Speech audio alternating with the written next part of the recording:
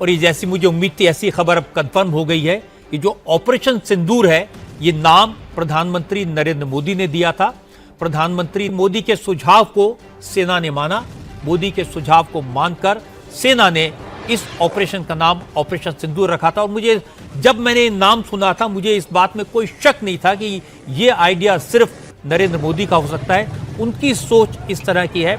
जो इस ऑपरेशन को ऑपरेशन सिंदूर का नाम देके इस देश के इमोशन से जोड़ दिया और देश के जो 140 करोड़ लोग हैं उनकी भावनाओं का आदर किया। देवेंद्र इस पर और बता सकते हैं? जी देवेंद्र।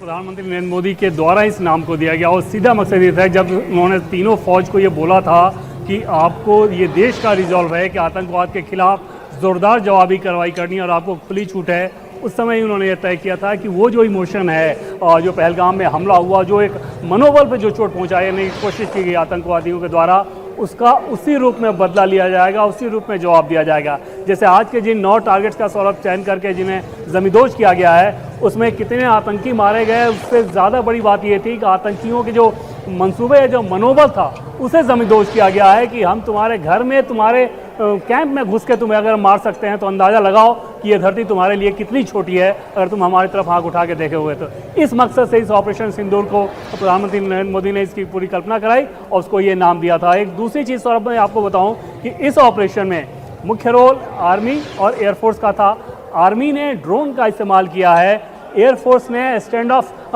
वेपन्स का इस्तेमाल किया है, यानी कि मिसाइल का इस्तेमाल किया है। यानी कि अलग अलग तरीके से इन कैंप को तबाह करने के लिए जो रणनीति बनाई गई है और जहां पे जो फिट था हमारी सेना का जो अंग, उसका इस्तेमाल किया गया और उसी का नतीजा ये रहा है कि 9 के 9 टारगेट एकदम से अचीव किए गए। और जिस मुद्दे की एक बात आप तो सौरभ लगातार कर रहे हैं, अंदाज़ा लगाइए कि ओसामा बिन लादेन जैसा व्यक्ति उसकी फंडिंग करता रहा हो तो वो कैंप अपने आप में आतंकवाद की कितनी बड़ी फैक्ट्री था जिसे आज मिसाइल के द्वारा जमींदोज किया गया है।